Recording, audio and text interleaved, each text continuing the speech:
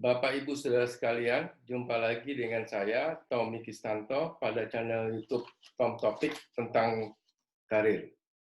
Episode kita kali ini adalah perjalanan karir Direktur Utama Badan Otorita Borobudur dengan narasumber Ibu Insinyur Indah Juanita MM.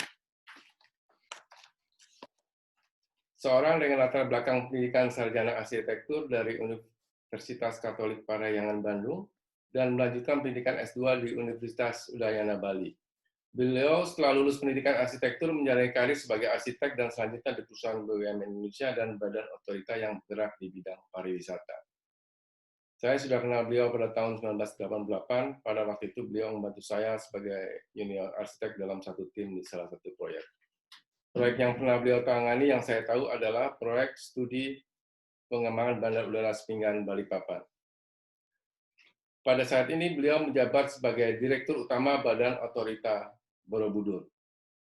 Kita langsung saja menyapa beliau, Ibu Insinyur Indah Juanita MM.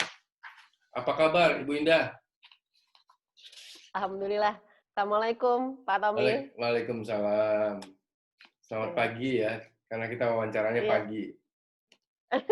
Iya. Setelah puluhan tahun kita nggak komunikasi, akhirnya bisa komunikasi dengan wawancara ini. Saat ini kondisi pandemi bekerja. Aktif tetap kegiatan tetap jalan. Bekerja tetapi dengan protokol kesehatan yang ketat. Jadi pakai masker. Ya, jadi semua pegawai pakai masker. Jadi begitu datang kantor cuci tangan. Terus ada hand sanitizer di banyak tempat.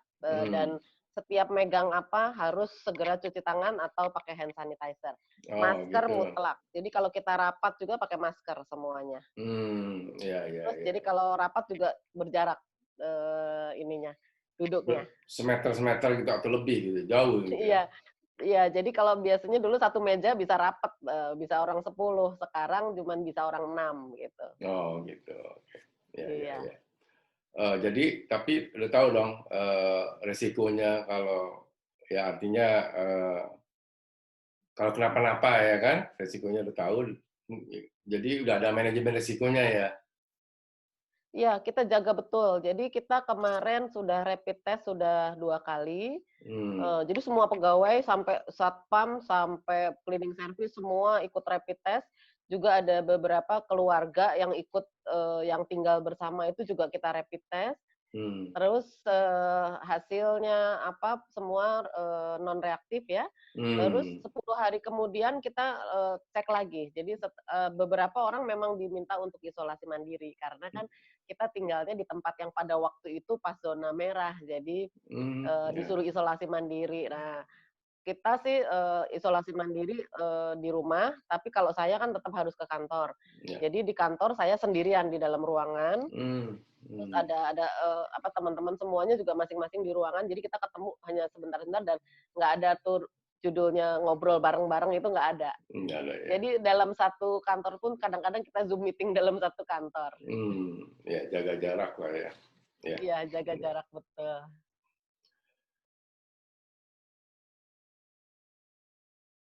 Latar belakang pendidikan Ibu Indah adalah arsitektur. Pada waktu memilih jurusan arsitektur, apa pertimbangannya? Ya, begini, pada waktu kecil saya cuma lihat ayah saya juga arsitek, tetapi bekerjanya nggak jadi arsitek sebetulnya kalau saya lihat ya. Waktu dulu kan belum sadar banget. Jadi bapak saya dosen juga arsitek. Nah, terus lingkungan kerja, bukan lingkungan kerja ya, waktu itu kan masih anak-anak gitu. Banyak dengan arsitek-arsitek ya yang udah senior-senior gitu, kelihatannya kok asik gitu. Jadi saya pikir agak sedikit nggak kreatif juga sih. Jadi milihnya arsitek. Tapi sebetulnya pada dasarnya tadinya saya pengennya sekolahnya sekolah seni rupa, tapi nggak keterima. Jadi keterimanya di arsitek ya udah. Jadi saya tekuni di situ juga apa tuh namanya pada akhirnya ternyata saya juga nggak jadi arsitek betul. Jadinya jadi cuman manajerialnya aja yang diambil. Lalu mengambil S2 di bidang apa? S2-nya saya bisnis pariwisata. Jadi saya ceritanya waktu dulu bekerja waktu dulu sama Pak Tommy kerja itu kan dulu pure arsitek ya. Jadi Iya, betul-betul ngedesain, ngegambar gitu. Nah, iya. ketika itu sama bareng teman-teman rame-rame kita mau ngelamar kemana lagi nih ya kerja gitu. Waktu waktu kontrak hampir habis gitu. Nah, walaupun waktu itu dikontrak lagi jadi arsitek terus di situ gitu. Terus saya pengen cari tempat yang ceritanya pengennya sih bisa jalan-jalan. Nah, jadi tahu-tahu terus saya pikir ke Kementerian Pariwisata lah saya mencari pekerjaan waktu itu.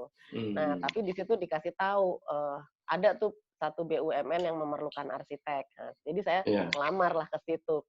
Jadi saya terdampar lah di Bali, bekerja Oh, di gitu. Nusa Dua, bekerja di Nusa Dua jadi arsitek junior di sana gitu. Nusa Terus Dua. jadi akhirnya karena kerjaannya adalah membangun kawasan pariwisata, maka S2-nya jadi saya ambil yang berdekatan dengan bisnis yang dikerjakan di situ. Jadi saya ambil bisnis pariwisata waktu itu di UNUS. Ya, ya.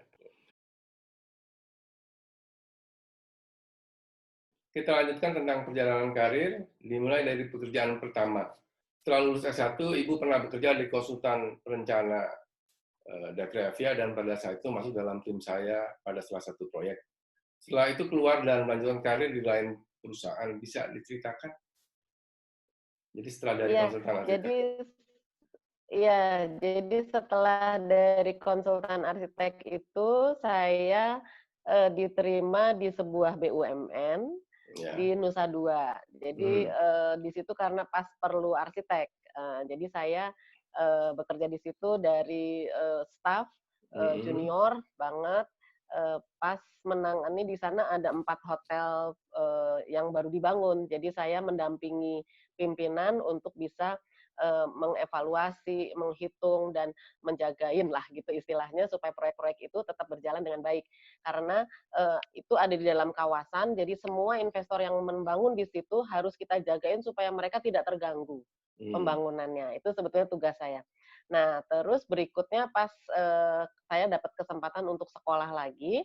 Nah, jadinya karena di situ bergeraknya di bidang pengelolaan kawasan pariwisata, jadi saya mengambil jurusannya bisnis pariwisata. Jadi itu magister manajemen bisnis pariwisata. Nusa Dua itu jadi perusahaan apa? BUMN. Jadi BUMN BPDC itu sekarang sudah rebranding jadi ITDC ya, mengelola kawasan pariwisata Nusa Dua. Jadi kita membangun kawasan dulu, membuat infrastrukturnya dulu, lalu investor masuk di dalam kafling-kafling itu. Jadi kita betul-betul sebetulnya seperti pengembang ya, kita pengembang kawasan, tetapi isi dari kawasan tersebut semuanya hotel. Hotelnya bintang 5, bintang 4, bintang 5 dengan operator yang bergerak di bidang perhotelan internasional, chain gitu. Tahun berapa ya masuk? Tahun 89. 89 Masuk ITDC. Panjangan apa? Indonesia Tourism Development Corporation. Oh, gitu. ya. Ya. Dulu Bali Tourism Development Corporation karena urusannya cuma Bali. Nah, karena sekarang BUMN ini sudah mengelola beberapa kawasan pariwisata di luar Bali, maka rebranding menjadi Indonesia Tourism Development Corporation. Jadi waktu baru masuk tahun 89, 1989, posisi dan tanggung jawab pada waktu masuk apa? Saya waktu itu masih baru masuk itu jadi staf bagian perencanaan. Jadi saya pertama masuk staf bagian perencanaan itu karena isinya membantu pimpinan saya waktu itu untuk bisa mengelola bagian-bagian pertanahan sebetulnya karena di situ waktu itu permasalahannya masih banyak masalah pertanahan. Tetapi di samping itu saya juga mendampingi pimpinan pucuk ya, jadi dirutnya gitu. Itu waktu harus memantau semua proyek. Pas waktu itu tahun 89 itu 89 90 itu pas booming hotel ya. Jadi di Bali itu pas booming hotel. Jadi pas di Nusa Dua itu dibangun 4 hotel. Bintang 5 semua dan itu kita harus bisa memastikan bahwa mereka tidak terganggu proyeknya harus jalan. Listrik, air, jalur jalan, pasokan, tenaga kerja itu semua harus masuk dengan baik tanpa ada hambatan. Dan pengelola kawasan itu wajib hukumnya untuk memastikan bahwa mereka bisa berinvestasi dengan lancar di dalam situ.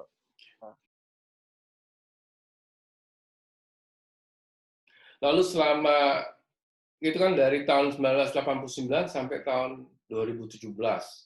Jadi kurang lebih 28 tahun. 28 tahun. Itu sejak di staf perencanaan, lalu naik ke bagian apa, lalu posisi apa, kira-kira bisa diceritakan.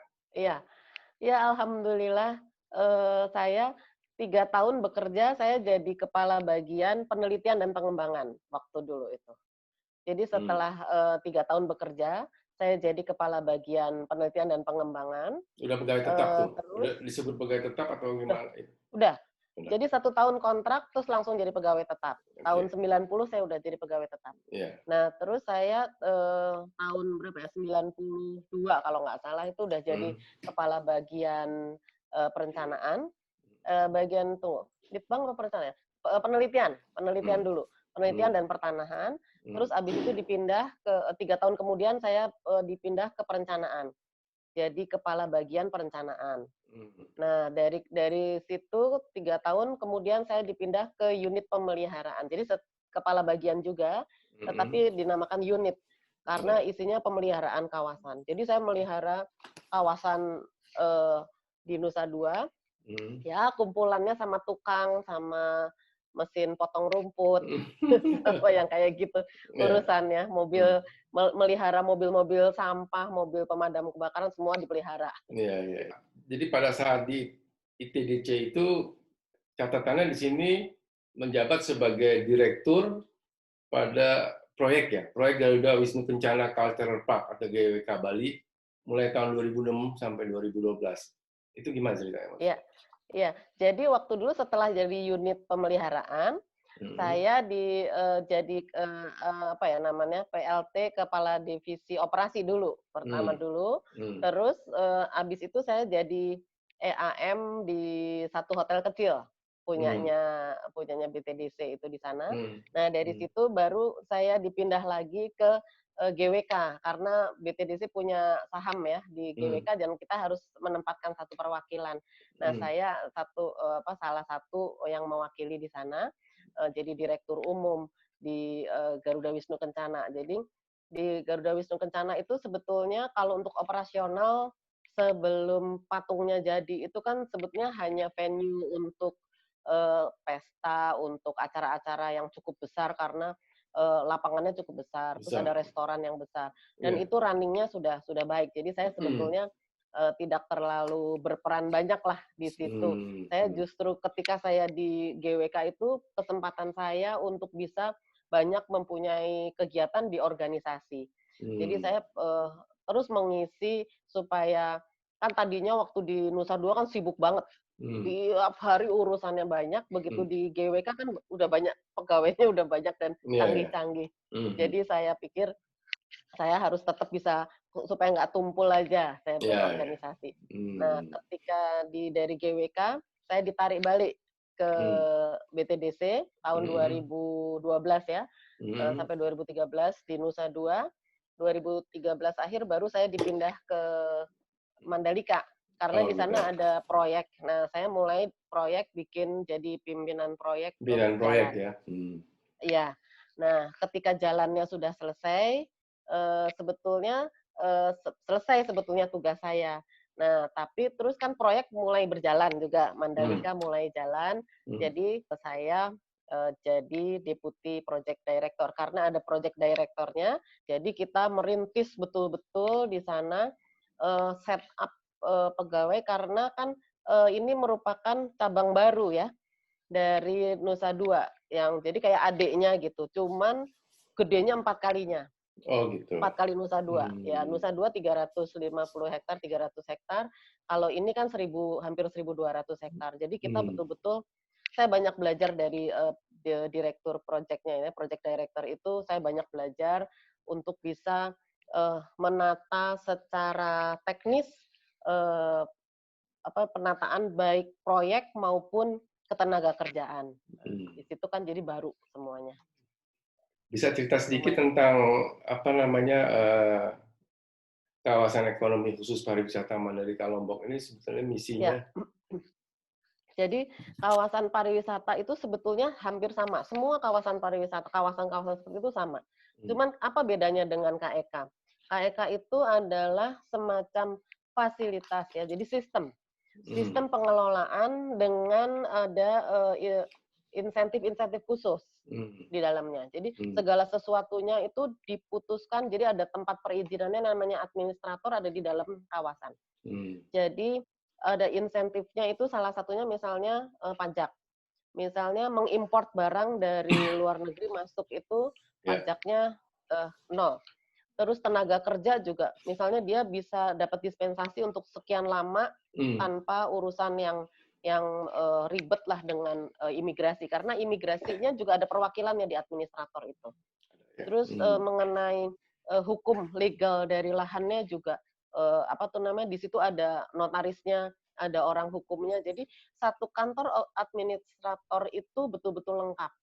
Orang bea cukai ada, orang bank ada. Jadi si investor kalau datang masuk ke administrator di situ, itu betul-betul ditangani semua dengan lengkap, tanpa harus kemana-mana. Nanti dia masuk di dalam kawasan, dia investasi di satu lahan, itu sudah siap semua utilitasnya sampai ke lahannya. Jadi dengan seperti itu bisa rapih. Kembali lagi ke perjalanan karir, setelah dari ITBC, lalu Bu Indah masuk ke Badan Pelaksana Otorita Borobudur itu sebagai direktur utama. Gimana ceritanya itu? Dari tahun berapa? 2018 ya? 2018 ya. Jadi Gimana? ceritanya tahun 2017 itu sebetulnya ada pemilihan juga sih untuk ke Danau Toba waktu itu. Terus saya juga ikut bidding di situ karena diajakin lah, biasa diajak sama ada teman-teman. Tapi saya juga mikir, aduh pas waktu itu di Mandalika tuh pas lagi genting-gentingnya gitu loh, lagi pas kritis mau selesai lah. Saya pengennya supaya meninggalkannya dengan enak gitu. Jadi saya waktu pas yang Danau Toba nggak terlalu serius sih ininya, ikut tes-tesnya itu nggak terlalu serius. Nah, tahun berikutnya saya diajakin lagi untuk yang Borobudur. Nah, saya pikir seru juga ya kalau pindah ke Jogja gitu loh, saya pikir begitu. Jadi saya serius untuk mengikuti testingnya, mengikuti wawancaranya, semua itu saya serius. Dan alhamdulillah ini dapat amanah ini ya. Ini kesampur-sampur di ngerjain proyek Badan Otorita Borobudur. Ceritanya. Jadi saya pindah ke Badan Otorita Borobudur itu jadi seperti saya pindahnya kan ke Kementerian Pariwisata. Ini kan Badan Otorita Borobudur ini ada di bawah Kementerian Pariwisata. Jadi saya pindah kementerian dari BUMN pindah ke pariwisata. Ya. Tugas dan tanggung jawab sebagai direktur utama Badan Pelaksana Otorita Borobudur itu apa ya? Bisa diceritakan? Jadi gini, sesuai amanahnya dari Perpres ya, karena Badan Otorita Borobudur ini dibentuk dengan Perpres dan Permen. Jadi tugasnya itu adalah seperti mengorkestrasi gitu kegiatan pariwisata di wilayah-wilayah yang ditetapkan. Jadi ada otoritatif sama koordinatif. Kalau yang otoritatif itu di satu lokasi di Purworejo 300 hektar. Lalu yang koordinatifnya itu di wilayah 3 DPN. 3 DPN itu Borobudur Dieng, salah. Borobudur Jogja, terus Solo Sangiran sama Semarang Karimun Jawa. Jadi wilayahnya itu di 3 DPN itu, destinasi pariwisata nasional. Nah, ini kalau lihat di wilayah petanya, di petanya itu ada di wilayah DIY 5 kabupaten kota dan 24 kabupaten kota di Jawa Tengah. Nah, ini kan pasti ada kegiatan pariwisata di semua titik itu. Nah, itu kita berkoordinasi dengan para bupatinya, dengan kepala dinas pariwisatanya, untuk supaya setiap kegiatan pariwisatanya itu bisa terintegrasi. Misalnya nanti kan ada airport besar ya di Yogyakarta International Airport. Yeah. Nah, tamu masuk pasti paling besar dari situ nanti diharapkannya. Yeah. Nah, dia ketika keluar dari situ itu kemana saja. Nah, kita bantu bikin travel pattern-nya supaya perjalanannya bisa urut lah gitu. Walaupun nggak semua itu harus diatur begitu. Tapi paling tidak infrastruktur jalur jalannya bisa disampaikan, diintegrasikan kepada Kementerian PUPR dan Bappenas bahwa jalur jalan inilah yang diperlukan agar destinasi-destinasi itu bisa hidup. Yeah. Gitu itu ceritanya. Okay. Yeah. Tugasnya jadi mengorkestrasi lah gitu kira-kira. Yeah. Tapi kalau yang di kawasan di Purworejo itu persis seperti tugas di Nusa Dua dan di Mandalika. Yeah. Kalau nggak salah di kawasan yang destinasi yang Borobudur itu mau dibikin fasilitas-fasilitas ya? Disediakan Ya, fasilitas. Betul. Jadi namanya kita namakan Borobudur Highland. Jadi itu kita tuh kalau dari Candi Borobudur ngelihat ke barat ada perbukitan di sana. Nah, kami tuh ada di perbukitan di situ lokasinya. Jadi kita bilang namanya Borobudur Highland. Jadi tempat tinggi dari Borobudur. Ya, dari sana ada satu spot yang bisa lihat Candi Borobudur.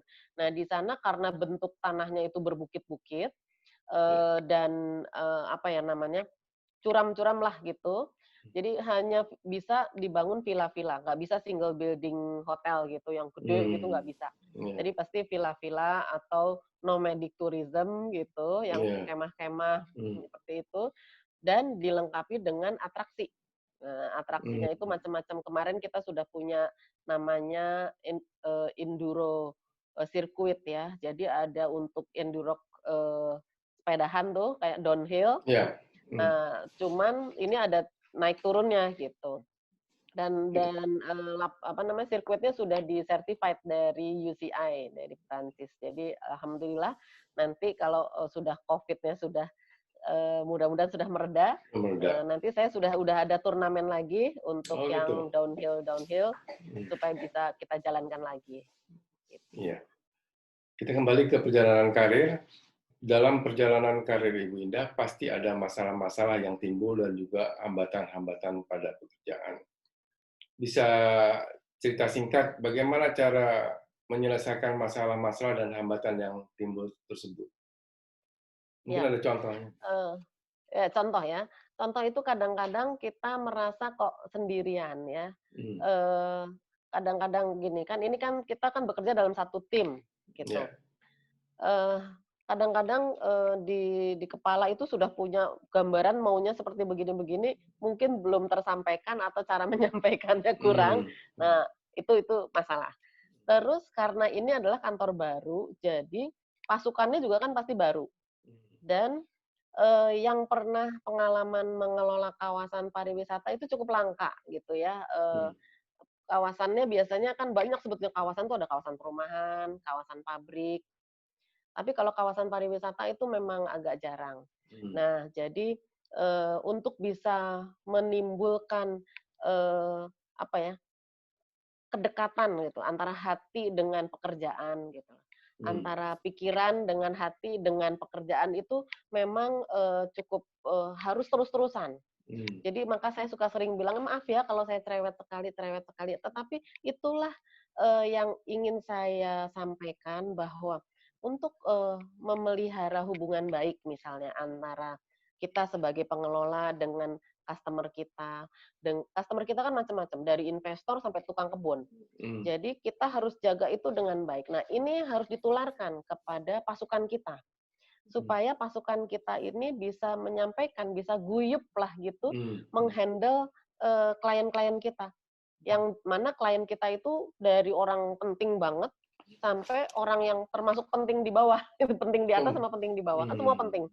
Nah, jadi gimana caranya itu supaya saya bisa apa namanya, bisa tersampaikan. Nah, itu sebetulnya masalah yang menurut saya keseharian yang harus terus dijaga.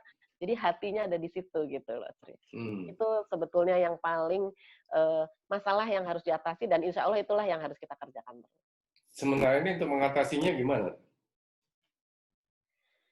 Saya sering melakukan konsolidasi, sering ngajak ngumpul ngobrol, sering juga karena sekarang juga pas nggak bisa pergi-pergi kemana-mana. Kalau dulu kan seneng kita liatin aja contohnya, terus ajak kalau misalnya ada anak buah, ada klien yang datang, ada investor datang, anak buah ikut duduk di sebelah, ikut dengerin.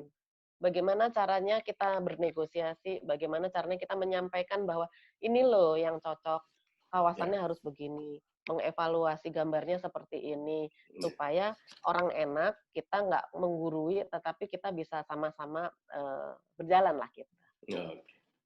Mungkin Ibu Indah bisa berbagi untuk Bapak atau Ibu yang menonton, bagaimana menjaga performance atau kinerja yang baik terhadap perusahaan? Pertama adalah jujur. Jadi apabila ada problem, ada masalah, kalau saya sama teman-teman saya, terutama kolega saya jujur, saya tahu atau saya tidak tahu. Saya misalnya, waduh yang ini belum pernah saya alami, ya karena saya cukup senior lah dibandingin kolega saya yang lebih muda gitu. Ada satu sih yang lebih senior gitu, beliau juga ahli. Nah, saya menyampaikan bahwa oh ini saya yang ini belum paham. Ayo kita sama-sama, mari kita pelajari bersama supaya kita maju bersama-sama. Itu nomor satu. Yang kedua adalah kan kita bekerja selalu dengan target, bekerja dengan waktu yang terus dikejar. Nah itu kita berusaha untuk dipenuhi. Nah saya ini kan sering banyak lupa, jadi ya alhamdulillah saya punya tim yang sering mengingatkan. Nah itu juga harus terus dibina untuk bisa saling mengingatkan. Jadi dengan teman-teman itu saling mengingatkan dan memang harus sabar gitu ya. Saya juga orang nggak sabar, tapi harus sabar di sini gitu loh. Gimana caranya? Iya. Apalagi temperamen kita ini kan kadang-kadang suka naik turun. Nah, kita harus jaga. Dan yang paling penting adalah jaga kesehatan. Kita harus bisa menjadi contoh untuk makan yang sehat misalnya gitu ya. Sekali-sekali boleh citing sedikit tentang makanan, tetapi paling tidak kita tahu bahwa oh ini sehat, itu tidak sehat, dan kita cari yang halalan thayyiban, terus jadi kita bisa menjalankan semua dengan baik dan terus mohon ampun sama Allah, pasti kita banyak salahnya. Itu yang mohonnya sama Allah. Itu kira-kira yang saya selalu jalankan. Satu lagi, Pak Tommy, jaga relasi, jaga silaturahim dengan teman-temannya. Terakhir, mohon memberikan tips kepada Bapak Ibu Saudara yang sedang membangun atau meniti karir mereka. Iya, kalau tips dari saya adalah fokus. Jadi saya bekerja di satu tempat ini adalah fokus dan terus membangkitkan sikap positif kepada lingkungan sehingga kita selalu bisa optimis. Nah, jadi kita setiap kali dengan fokus, optimis, selalu positif dan pasti kita optimis terus. Jadi insya Allah pasti bisa berhasil. Gitu ya. Itu kira-kira tipsnya ya. Ya, bagus. Ya. Karena waktu kita terbatas ya, Bu Indah. Jadi kita akhiri nih wawancara kita. Saya mengucapkan terima kasih kepada Ibu Insinyur Indah Juanita MM atas waktu dan kesempatan yang diberikan. Bapak Ibu Saudara sekalian, demikian wawancara singkat perjalanan karir Ibu Insinyur Indah Juanita MM. Semoga dapat menjadi masukan bagi Bapak Ibu Saudara yang sedang membangun karir di bidang yang sama atau bidang lain, serta dapat membuka wawasan dan inspirasi Anda. Demikian, sekian, terima kasih. Bu Indah, terima kasih. Assalamualaikum. Ya, sampai jumpa lagi ya. Iya, wassalamualaikum warahmatullahi wabarakatuh. Maaf kalau ada kurang-kurang. Oh, iya.